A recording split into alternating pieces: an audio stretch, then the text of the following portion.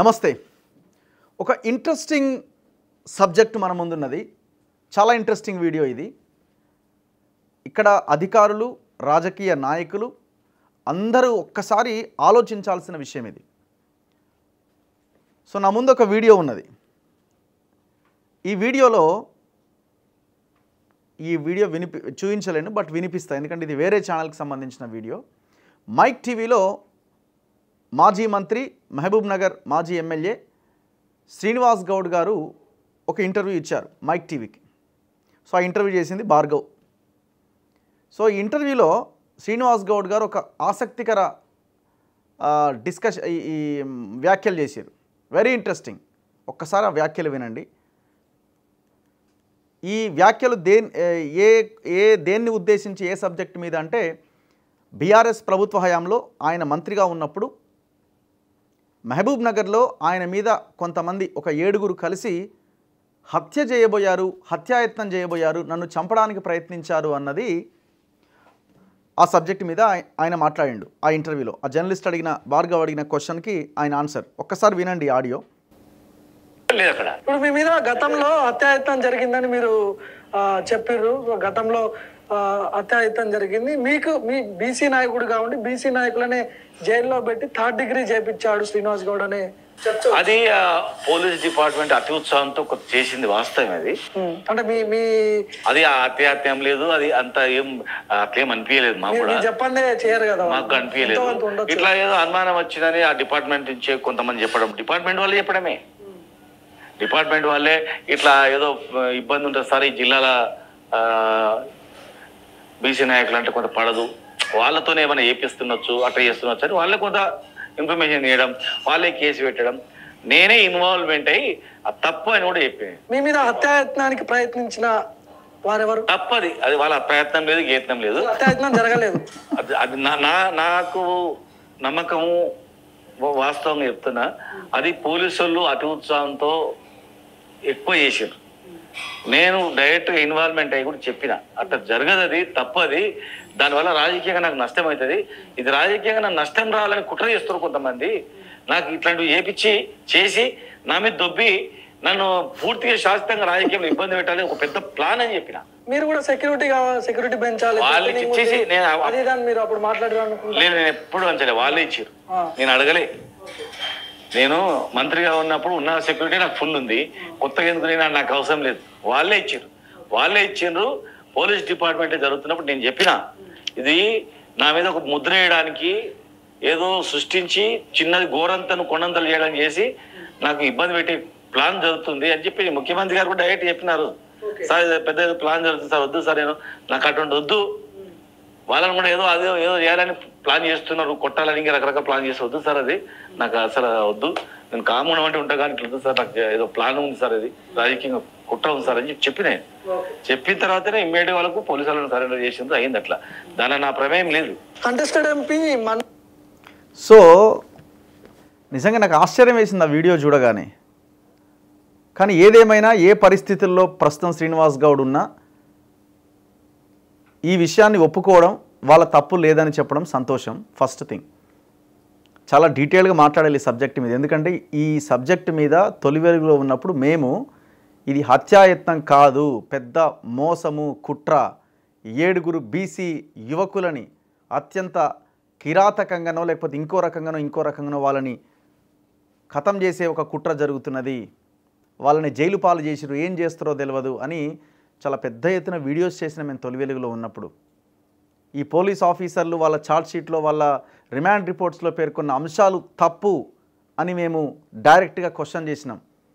ఫలానా హోటల్ దగ్గర అసలు కత్తులు పట్టుకొని రన్నింగ్ చేసిరు అని అంటే ఆ హోటల్ దగ్గరికి వెళ్ళినాం, ఆ హోటల్ లోపలికి వెళ్ళినాం, మొత్తం వాస్తవం అంతా ఇట్లా విప్పి చెప్పినాం.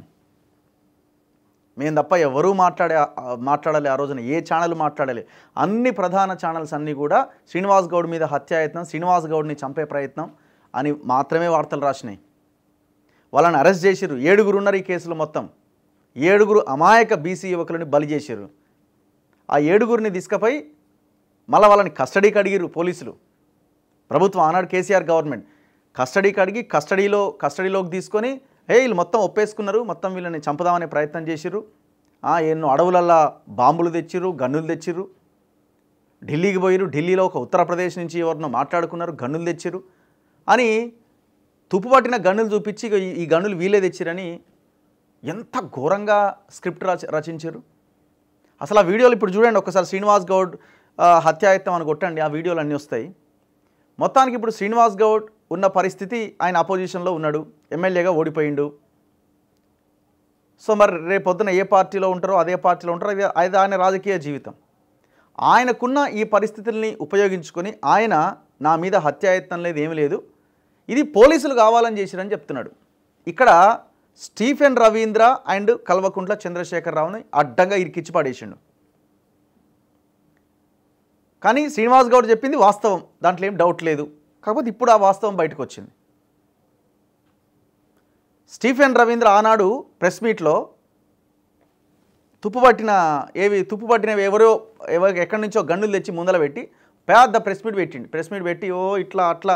ఆనాడు ప్రెస్ మీట్ కూడా లేట్ వచ్చింది, ఎందుకంటే క్లాస్ చెప్పిరు వీళ్ళకి, ఓ ఇట్లా ఇట్లా ఇట్లా ఇట్లా ఈ రకంగా మనం చేసి మొత్తం దీన్ని ఇది చేయాలా, ఇది మొత్తం ఫేక్ని ప్రాపగండా చేయాలని ఒక పెద్ద క్లాస్ తీసుకొని ఆ క్లాస్ నుంచి మొత్తం పట్టి వచ్చి ఆ ప్రెస్ మీట్లో తడబడ్డాడు స్టీఫెన్ రవీంద్ర. అది కూడా మనం గతంలో చూపించినాం.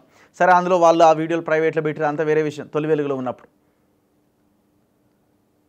ఇప్పుడు ఇక్కడ స్టీఫెన్ రవీంద్ర కానీ ఈ రాజకీయ నాయకులు మాట్లాడే మాటలు అధికారంలో ఉన్నప్పుడు ఒక రకంగా ఉంటుంది, అపోజిషన్కి వచ్చాక ఒక రకంగా ఉంటుంది. ఇప్పుడు శ్రీనివాస్ గౌడ్ గతంలో హత్యాయత్నం అన్నాడు, ఇప్పుడు హత్య లేదు ఏం లేదు అంత ఉత్తదే, పోలీసులు కావాలని పెట్టిరు అన్నాడు. ఎవరిక్కడ బలిక బక్రా?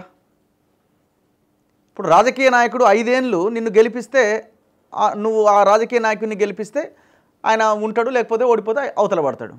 ఆయన ఏ పార్టీలో ఉంటాడో ఆయనకే తెలియదు, అది వేరే విషయం. కానీ అధికారి, నీకు ఉద్యోగం వచ్చిన దగ్గర నుంచి రిటైర్ అయ్యే 60 ఏళ్ళ వరకు నువ్వు ఆ పొజిషన్లో కొనసాగాలి. ఇప్పుడు ఇది ఎంత బ్యాడ్ రిమార్క్. ఇప్పుడు ఇది నేను అనుకోవడం స్టీఫెన్ రవీంద్ర జీవితంలో ఆయన కెరియర్లో శ్రీనివాస్ గౌడ్ మీద హత్యాయత్నం కేసుని ఆయన టేకప్ చేసి ఆ ఫాల్స్ ఇన్ఫర్మేషన్ని మీడియాకి ఇచ్చి అడ్డంగా దొరికిపోయి చాలా వరస్ట్ దీన్ని మూట కట్టుకున్నాడు. ఇప్పుడు ఎవరికి వచ్చింది రిటర్న్, ఎవరికి తగిలింది? డైరెక్ట్గా పోలీసుల వల్ల ఇది జరిగింది, అసలు వాళ్ళంతా అమాయకులు ఇప్పుడు అని ఇప్పుడు మాట్లాడుతున్నారు. ఇప్పుడు పోలీసులు తప్పు చేసిరని అంటున్నారు. ఒకసారి ఆలోచించండి. అందుకే ఇలా ఏదైనా ప్రభుత్వంలో ఉన్నవాళ్ళు, ముఖ్యమంత్రి అయినా మంత్రి అయినా ఇంకెవరైనా మిమ్మల్ని ఇది చేయండి అని ఒక తప్పుడు విధానంలోకి మిమ్మల్ని తీసుకెళ్తున్నప్పుడు ఇది తప్పు, మేము చేయము అని చెప్పాలి. ఏం చేయగలుగుతారు? మహా అయితే ట్రాన్స్ఫర్ ఉంటుంది. సో ఇప్పుడు స్టీఫెన్ రవీంద్ర ఏం ఆన్సర్ చెప్తాడు చెప్పండి? శ్రీనివాస్ గౌడ్ నా మీద హత్యాయత్నం జరగలేదు అంటుండు. చలో స్టీఫెన్ రవీంద్ర దగ్గర మైక్ పెడదాం. స్టీఫెన్ రవీంద్ర ఆన్సర్ ఏంది? ఛార్జ్షీట్ ఫైల్ చేసిర్రు, ఆ రోజు గండులు చూపించారు, వాళ్ళని కస్టడీలోకి తీసుకున్నారు. 33 రోజులు జైల్లో ఉన్నారండి వాళ్ళు పాపం, 33 days. మరి ఆ కుటుంబాన్ని మీరు ఎంత ఆవేదనకు గురి చేసిరు ఆ ఫ్యామిలీస్ని? మరి ఆ బాధ ఎవరు భరించాలండి? ఇప్పుడు ఆ పెయిన్ ఎవరు భరించాలా? ఎవరెవరు ఇందులో అరెస్ట్ అయ్యారు?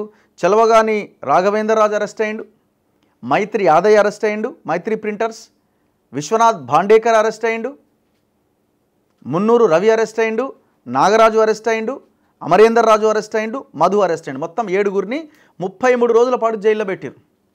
ఆ టీములు ఢిల్లీకి పోయినాయి. ఆయన ఏపీ జితేందర్ రెడ్డి అక్కడ ఢిల్లీలో ఉన్న నివాసంలో లోపలికి వెళ్ళి మరి అరెస్ట్ చేసి తీసుకొచ్చారు. ఆనాడు సీసీ ఫుటేజ్లు అన్నీ బయటకు వచ్చినాయి. మరి ఇంత పెద్ద డ్రామా క్రియేట్ చేశారు కదా, మొత్తం జనం వ్యవస్థని మీ వైపు తిప్పుకున్నారు కదా ఆనాడు. మరి ఇప్పుడు 7గురు ఈ బీసీ యువకుల ఆత్మగౌరవాన్ని లేకపోతే వాళ్ళ కుటుంబాలు పడ్డ ఆవేదనను, ఇప్పుడున్న కేసును వాళ్ళు మీ చుట్టూ తిరగడం వల్ల, కేసుల ద్వారానో జైలుకు పోవడం వల్ల, లేకపోతే వాళ్ళ సమయం వృధా అవడం వల్ల వాళ్ళ పని ఎంత పోయింది? పని పక్కన పెట్టండి, పైసలు పక్కన పెట్టండి, వాళ్ళని అట్లీస్ట్ ఇప్పుడు 1000 కొన్ని వేల లక్షల మంది ఈ జనంలో ఒక కొంతమంది అన్నా అవును చేసి ఉండొచ్చేమో అని అనుకునే ఉండి ఉంటారు కదా. మీరు చెప్పిన ప్రెస్ మీట్లకి, మీరు చేసిన ఈ వ్యవహారానికి జనాన్ని నమ్మించే ప్రయత్నం చేసిరు కదా. తెలివిగల్లో అయితే ఆలోచించగలుగుతారు ఇదంతా ఫేక్ రవయ్య అని. అంటే వాళ్ళ గురించి మరి తప్పుగా అనుకొని ఉంటారు కదా. ఎంత దుర్మార్గం అండి ఇది. ఇప్పుడు శ్రీనివాస్ గౌడ్ స్టేట్మెంట్ ఎట్లా తీసుకోవాలా? అందుకే మేమేం అడుగుతున్నామంటే తక్షణమే రేవంత్ రెడ్డి గవర్నమెంట్ ఒక ఎంక్వైరీ కమిషన్ వేయాలి. ఎంక్వైరీ కమిషన్ వేయాలి. ఫస్ట్ అలా కేసులు తొలగించాలి. ఎవరెవరైతే ఈ కేసులో తప్పుడు విధానాన్ని అవలంబించారో, కేసీఆరా, స్టీఫెన్ రవీంద్రనా, లేకపోతే ఇంకెవరా, లేదు శ్రీనివాస్ గౌడే గతంలో హత్యాయత్నం అని చెప్పి ప్లాన్లో ఉండి ఇప్పుడు మాట మారుస్తున్నాడా, ఎవరున్నా ఈ మొత్తం వ్యవహారంలో వాళ్ళ మీద శిక్ష పడాలి. 33 రోజులు అమాయకులకు శిక్ష పడ్డదని ఇక్కడ ప్రూవ్ అవుతున్నది కదా. పోలీస్ వ్యవస్థకే కదా ఇప్పుడు ఇవాళ వచ్చింది. ఎవరున్నారా? DGP Mahender Reddy DGP. ఇప్పుడు ఏడున్నాడు గవర్నమెంట్లో ఈడ టీజీపీఎస్సీ చైర్మన్. ఆయన కూడా ఆన్సర్ చెప్పాలా? ఆన్సరబులే. ఎంత ఘోరం అండి. ఆనాడు మొత్తం టీవీలకు అతుక్కుపోయి చూసిరు జనాలు. 33 రోజులు వాళ్ళు జైల్లో ఉన్నారు. ఫిబ్రవరి 2022లో ఈ సంఘటన జరిగింది. ఇది తప్పు అని ఆన్ ఫస్ట్ డే నుంచి మేము చెప్తూనే ఉన్నాం. అమాయకులని బలి చేస్తున్నారు మీ రాజకీయం కోసం. అండ్ దట్టు వాళ్ళు రకరకాల కేసులు శ్రీనివాస్ గౌడ్ మీద దాని నుంచి తప్పించుకోవడానికి చేస్తున్నారు అన్నది వీళ్ళంతా చేసిన అలిగేషన్. ఇప్పుడు ఒకవేళ గవర్నమెంట్లో ఉండి ఉంటే బీఆర్ఎస్, అదే బీఆర్ఎస్ గవర్నమెంట్లో శ్రీనివాస్ గౌడ్ మంత్రిగా ఉండి ఉంటే ఇప్పుడు మైక్ టీవీతో మాట్లాడిన మాటలు మళ్ళీ మాట్లాడగలనా? మాట్లాడతాడా? No, impossible. లేదు నన్ను చంపడానికే ప్రయత్నం చేసిరా అని చెప్పేటోడు. ఆయన ఏమంటున్నారు ఇంకా? నేను కేసీఆర్ కూడా చెప్పినా లేదు సార్ ఇదంతా తప్పు అని నేను ఆనాడు ముఖ్యమంత్రిగా ఉన్న కేసీఆర్ దగ్గరికి వెళ్ళి చెప్పినా అంటున్నాడు. అంటే ఇప్పుడు కేసీఆర్ తప్పు చేసినట్టే కదా. ఇదే కేసీఆర్ బహిరంగ సభలో కూడా ప్రస్తావించుండే చంపడానికి ప్రయత్నం చేస్తారా అది ఇదని. అంటే మీరు ఒక ఫాల్స్ ఎలిగేషన్ కొంతమంది మీద చేసి దాని ద్వారా రాజకీయ లబ్ధి పొంది ఎంత దుర్మార్గం ఇది ఒక్కసారి ఆలోచించండి. చాలా పెద్ద వార్త ఇది. అందుకే ఈ ప్రభుత్వాలకి నాయకులకి ఊడిగం చేసే నాయకులు గుర్తుంచుకోవాల్సింది ఏంటంటే ఇవాళ బలవ్వాల్సింది రేపు పొద్దున బలయ్యేది మీరే. పొలిటీషియను రాజకీయ నాయకుడు ఇవాళ గెలిచినప్పుడు పదవిలో ఉంటాడు, ఓడిపోయిన తర్వాత అవతల పడతాడు, నాకేం సంబంధం అంటాడు, నిన్నే ఇరికిస్తాడు. ఇలా జరిగేది కూడా అదే. సో అందుకే తక్షణం వాళ్ళకి న్యాయం జరగాలి. ప్రభుత్వం వాళ్ళకి ఆ 7గురికి ఏ రకంగా న్యాయం చేస్తుందో చెప్పాలి. బహిరంగ క్షమాపణ చెప్పాలి. స్టీఫెన్ రవీంద్ర చెప్పాలా, కేసీఆర్ చెప్పాలా, శ్రీనివాస్ గౌడ్ కూడా చెప్పాల్సిందే.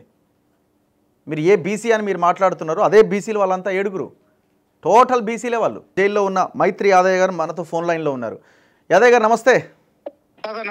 నమస్తే. ఏమైంది? మీ శ్రీనివాస్ గౌడ్ గారు చెప్పిన ఇంటర్వ్యూలో మాట్లాడింది విన్నారా?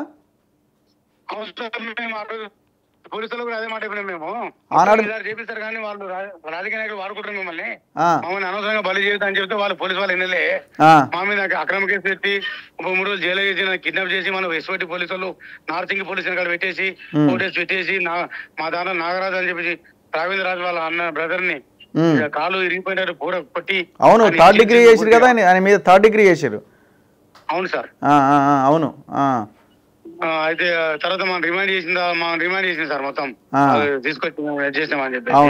అవును. అయితే ఇప్పుడు ఏమంటాడు ఆయన అంటే నాకు సంబంధం లేదు, పోలీసు వాళ్ళే చేసిండ్రు, మాకు సంబంధం లేదని ఆయన అంటాడు.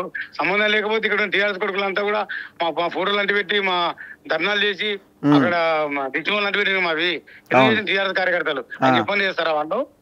అవును, అని చెప్పని చేయరు కదా సార్. అది ఇప్పుడు అధికారం ఉంది కాదు ఆటాడిండ్రు, ఇప్పుడు ఓడిపోయినాక ఇప్పుడు గుర్తుకొస్తుంది. ఇప్పుడు మనం మీరు ఇప్పుడు జైలు పాలయ్యారు, మీ కుటుంబాలు సఫర్ అయినాయి, మిమ్మల్ని రకరకాలుగా ఇబ్బంది పెట్టారు కదా. మరి ఇప్పుడు మీరేం డిమాండ్ చేస్తున్నారు? మేము డిమాండ్ శ్రీనివాస్ గౌడ్ మీద కేసు పెట్టాలి. ఇప్పుడు మళ్ళీ పోలీసు వాళ్ళు శ్రీనివాస్ గౌడ్ మీద కేసు పెట్టి ఎంక్వైరీ చేయాలి. ఫస్ట్ మెడికల్ కోర్టులో మా ఇంట్లో ఎఫ్ఐఆర్ చేస్తలేరు, ఎఫ్ఐఆర్ చేయకుండా కేసు చేసి బెయిల్ తీసుకొని కప్పుకున్నాము. శ్రీనివాస్ గౌడ్ మీద కేసు చేసి ఎంక్వైరీ చేస్తే అది ఇయ్యాలా పోలీసు వాళ్ళు ఇయ్యాలా అనేది గవర్నమెంట్ కోరుకుంటాం మేము. ఇప్పుడు స్టీఫెన్ రవీంద్ర ఎక్కడ పోయిండు, వీళ్ళంతా ఎక్కడ పోయి పోలీసులంతా వాళ్ళు కూడా? నేను ఆ రోజు జైలుకి వెళ్ళినప్పుడే నేను స్టీఫెన్ డిమాండ్ చేసిన 50 కోట్లు తీసుకొని నువ్వు భోగినావు, నువ్వు ఖచ్చితంగా నీ మీద కేసు చేస్తామని చెప్పినాం మేము. స్టీఫెన్ రవీంద్ర అనేటోడు ఇప్పుడు మాట్లాడలేదు ప్రెస్ మీట్, అప్పుడు మాట్లాడేది. శ్రీనివాస్ గౌడ్ మంత్రి చెప్తున్నాడు మా బీసీని అడగదానికి ఓసీలు ఆడే నాటకంలో పావులేనరు పోలీసులు నన్ను బలం చేసిన శ్రీనివాస్ గౌడ్ చెప్తున్నాడు, ప్రత్యేకించి చెప్తున్నాడు. ఇప్పుడు మీరు ఇప్పుడు ఎవరైతే ఈయన ఉన్నాడో శ్రీనివాస్ గౌడ్ మాట్లాడింది మీరు మళ్ళీ కోర్టుకు వెళ్ళొచ్చాము, ఇప్పుడు లీగల్ ఒపీనియన్ తీసుకోండి. వెళ్తాము. స్టీఫెన్ రవీంద్ర ఓసీలతో ఎవరి ప్రోగ్రామ్ తోటి కేసు పెట్టిండు, స్టీఫెన్ రవీంద్ర మీద కేసు ఫైల్ చేయాలి మళ్ళా.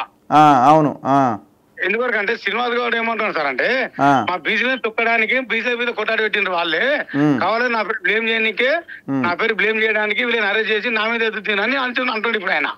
అన్నప్పుడు మరి శ్రీనివాస్ గౌడ్ కరెక్టా శివనాథ్ కరెక్టా? అప్పుడున్న పవన్ పోలీసు వాళ్ళు డిఎస్పీ గానీ సిఐ గానీ ఈ పోలీసు వాళ్ళది వాడెవడు మన టోటోన్ సిఐ ఉండేవాడు ఎవడు మన సోమనారాయణ గారు వాంది తప్ప వాని ముందు ప్రాక్టీస్ చేస్తే అన్ని బయటకు వస్తాయి. సోమనారాయణ గారు సిఐ ఉన్నాడు కదా వాడు పోలీసు ఉన్నాడు. ఇప్పుడు అసలు ఆ కేసు ఉన్న అందరు పోలీసులను సస్పెండ్ చేయాలి. ఫస్ట్ సస్పెండ్ చేసి వాళ్ళ మీద చర్య వేసుకుంటే ఈ కథ అంతా బయటకు వస్తుంది. అసలు రియల్ గానే బీసీలను కుట్ర జరిగిందా, శ్రీనివాస్ కుట్ర జరిగిందా, ఓడగొట్టడానికి బీసీలని మాడుకొని మమ్మల్ని వీళ్ళారు చెప్పినా వాళ్ళారు చెప్పినా ముందు బయట రావాలి కదా సార్. బయటికి రా. మీరు పడ్డ పెయిన్ అదంతా ఇప్పుడు జనం డబ్బులు కూడా పోయినాయి కదా. ఎస్ఓటి వాళ్ళు ఢిల్లీకి అక్కడిక్కడ తిరిగి ఉత్తగానే అయిందా? దాదాపు 22 కోట్లు ఎంతో ఖర్చు. మరి ఆ పైసలన్నీ ఎవడు కక్కాలి ఆ పైసలన్నీ? అందువరకే మేము ఏమంటాం అంటే శివనారాయణ మీద శ్రీనివాస్ ఇద్దరు మీద కేసు ఫైల్ చేసి అన్ని బయటకు వస్తాయి కదా సార్. అవును, గవర్నమెంట్ సిబిఐ విచారణ చేసి అన్ని బయటకు వస్తారు మొత్తము. రైట్. దీని మీద కంటిన్యూ చేయండి. ఒకసారి ఆఫీస్కి వస్తే మనం మాట్లాడదాం ఖచ్చితంగా. Right, thank you. Right. So ఇది పరిస్థితి. ఇప్పుడు పాయింట్ ఏంటంటే ఇప్పుడు స్టీఫెన్ రవీంద్ర ప్రెస్ మీట్ దగ్గర నుంచి ఎస్ఓటి వాళ్ళు అక్కడ పోయి ఢిల్లీకి పోయి ఆడ ఈడ తిరిగి మొత్తం ఇదంతా చేసిన దగ్గర ఎన్ని డబ్బులు ఖర్చు అయినాయి? ఈ డబ్బులన్నీ ఎక్కడి? గవర్నమెంట్ డబ్బులే కదా, ప్రజల డబ్బులే కదా. ఎన్ని కోట్లు ఖర్చు పెట్టిరు? అంటే ఒక ఫాల్స్ ఎలిగేషన్ తీసుకొచ్చి మీ రాజకీయ అవసరాల కోసం ప్రజల డబ్బుని ఖర్చు పెట్టి అమాయకులని బలి చేసి ఇంత దారుణానికి ఒడిగట్టారు. చివరికి అధికారం పోగానే లేదు లేదు లేదు లేదు అంటున్నారు. ఒక్కసారి వీళ్ళకి ఎవరెవరైతే ఉన్నారో వాళ్ళకి ఒక్కసారి నాకు ఫోన్ చేస్తున్నాను. అందుకే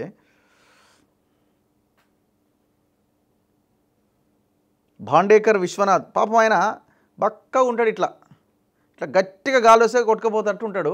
ఆయన కత్తులు పట్టుకొని గన్నులు పట్టుకొని పరిగెత్తిండు. వాడ ఎస్విఎస్ అనే హోటల్ ఉంటుంది కొంపల్లిలో అని ఆయన మీద కేసు పెట్టిరు. ఛార్జ్షీట్లో రాస్తాడు స్టీఫెన్ రవీంద్ర అండ్ బ్యాచ్ నన్ను ఏది చంపడానికి ప్రయత్నం చేసిరు వాళ్ళని.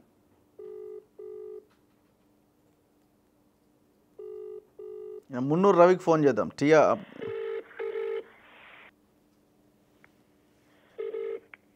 హలో బ్రదర్ నేను రఘు మాట్లాడుతున్నా. రవి గారు, యా, ఈ ఫోన్ లైన్ తీసుకుంటున్నాను. ఇప్పుడు శ్రీనివాస్ గౌడ్ మైక్ టీవీకి ఇచ్చిన ఇంటర్వ్యూ చూసారా మీరు? సో ఇప్పుడు ఏం నా మీద హత్యాయత్నం జరగలేదు, ఏం జరగలేదు, అంతా పోలీసులే చేసిరా అంటున్నారు. మరి ఎట్లా మీరు మీ డిమాండ్ ఏంది? అయితే మేమేమంటున్నామంటే అన్న, సరే సీనన్న మంచోడే కాదనలేము అన్న, నిన్న చెప్పినవి నిజాలే ఉండొచ్చు, ఆయన వాంగ్మూలంగా అది మేము బహిరంగ ప్రకటనగానే మేము తీసుకుంటున్నాము. అయితే మేమేమంటున్నామంటే ప్రభుత్వము వెంటనే దీని మీద, ఎందుకు అంటే మేము చాలా నష్టపోయినాం దీని వల్ల, ఈ కేసు వల్ల మేము మా జీవితాన్ని మొత్తాన్ని కూడా నష్టపోయినాం. తెలంగాణ ఉద్యమకారుడిగా నా జీవితాన్ని పూర్తి స్థాయిలో నష్టం చేసింది శ్రీనివాస్ గౌడ్.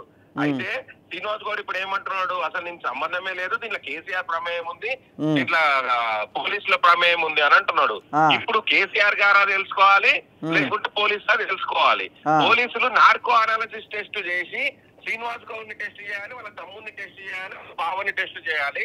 అదే విధంగా మేము కూడా ఎవరైతే మేము నిందితులుగా మేము ఈ రోజు మమ్మల్ని చూపిస్తున్నారో మేము కూడా ఆ టెస్ట్ కూడా చెప్పింది, ఇప్పుడు కూడా చెప్తున్నాం. ఓకే, మరి ఇప్పుడు మీరు చాలా పెయిన్ అనుభవించారు కదా, జైలుకు పోయిర్రు, లేకపోతే మీరు రకరకాల హింసకు గురయ్యారు.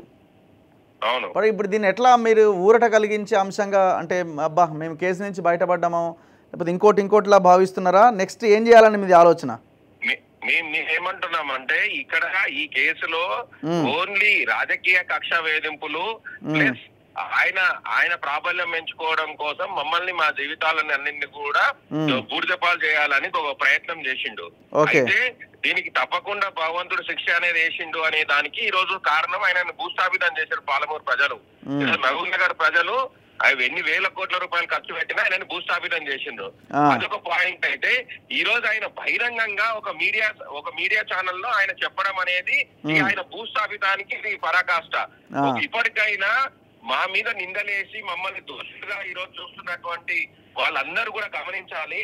ఈ రోజు ఆ రోజు తొలి వెలుగు గాని, క్యూ న్యూస్ గాని, అదేవిధంగా కాలేజీ టీవీ గాని ఆ రోజు చాలా వరకు ప్రయత్నం చేసి మొత్తానికి కూడా ఇక్కడ జరిగిన నిజాల మీద చాలా ప్రయత్నం చేసి మీరు నిజాలు వెలుగు పెడితే మీ మీద కూడా ఆ రోజు అక్రమ కేసులు పెట్టి మిమ్మల్ని ఇబ్బంది పాలు చేసింది ఆ రోజు శ్రీనివాస్ గౌడే. కాబట్టి ఇప్పుడు నా కేసు మహబూబ్నగర్ ఉంది, మొన్ననే అయిపోయింది వాయిదా కూడా, ఎవరితోనో పెట్టించినారు నా మీద కూడా, అట్లే ఉంది ఆ కేసు. అదే నేనేమంటున్నా అంటే ఇంతమంది బాధితులు ఉన్నాము ఈ రాష్ట్రం మొత్తంలో కూడా చాలా మంది మేధావుల మీద, అదే విధంగా ఆలోచన పరుల మీద ఎవరైతే పోరాట యోధులు ఉన్నారో వాళ్ళందరినీ కూడా ఈరోజు నాశనం చేయడానికి ఈ రాష్ట్రానికి పట్టినటువంటి ఒక చీడ పురుగు శ్రీనివాస్ గౌడ్. కాబట్టి స్టీఫెన్ రవీంద్ర గారు ఒక నిజాయితీ గల ఆఫీసర్ అని చెప్పి ఆ రోజు అనుకున్నాం, ఈ రోజు కూడా అనుకుంటున్నాం. కాబట్టి స్టీఫెన్ రవీంద్ర గారు మీరు కూడా సుమోటోగా మీరు ఒక కంప్లైంట్ ఇవ్వాలి. అయ్యా పలానా రోజు జరిగిన దానికి నాతో ఒక ప్రెస్ మీట్ పెట్టించిండ్రు, ఈ ప్రెస్ మీట్ కు కారణం శ్రీనివాస్ గౌడ్ నాకు పైన సోమేష్ కుమార్ నుండి చెప్పించిండు. కాబట్టి సోమేష్ కుమార్ గారు కూడా దీనిలో బాధ్యులే. ఎందుకు అని అంటే మేము జైలుకి వెళ్ళి బయటకు వచ్చే రోజు కూడా సోమేష్ కుమార్ గారు స్వయంగా సూపరింటెండెంట్ కు ఫోన్ చేస్తాడు, జైలు సూపరింటెండెంట్ కి ఎలాంటి ర్యాలీలు నిర్వహించొద్దు, ఎవరికి టీవీలు బైక్లు ఇవ్వద్దు అని చెప్పేసి. సో ఇంత పకడ్బందీగా శ్రీనివాస్ గౌడ్ గేమ్ ప్లాన్ చేసిండు. కాబట్టి ఇది శ్రీనివాస్ గౌడ్ మీద నార్కో అనాలిసిస్ టెస్ట్ ద్వారా శ్రీనివాస్ గౌడ్ ని విచారణ చేయాలి అని చెప్పేసి తొలివేలుగు ద్వారా డిమాండ్ చేస్తున్నాం. రైట్. సో ఇది ఏనాడు కూడా దాగక అంటే బయటికి రాక మానదు. మొత్తానికైతే శ్రీనివాస్ గౌడ్ గారే బయటికి చెప్పేసారు, జరిగింది ఇది, నాకేం సంబంధం లేదు, హత్య లేదు, ఏమి లేదు, హత్య లేదు, బొత్య లేదు, అంత అవుతుంది, ఇది అంత పెద్ద డ్రామా అని ఆయన చాలా క్లియర్గా కొట్టిపారేస్తున్నారు. మరి ఎవరు కుట్ర చేసింది? పోలీసులు చేసిరు అంటుండు. పోలీసులు ఎందుకు చేస్తారు అంటే కేసీఆర్ ఏమైనా శ్రీనివాస్ గౌడ్ని ఇరికించడానికి ఏమైనా కుట్ర జరిగిందా? బీసీలే కొట్టుకునేటట్టుగా చేసిరా అని అంటున్నారు. ఎవరు చేసిరా పని? ఎంక్వైరీ జరగాలి, దీని మీద కమిటీ వేయాలి.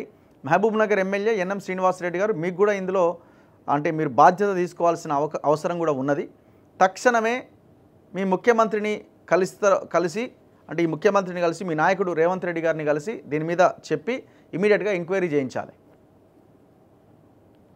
సో ఆ పోలీసులు ప్రజల సొమ్మును ఏదైతే ఖర్చు పెట్టారో వాళ్ళని ఎవరి దగ్గర నుంచి రికవరీ చేస్తారో కూడా తేల్చాలి.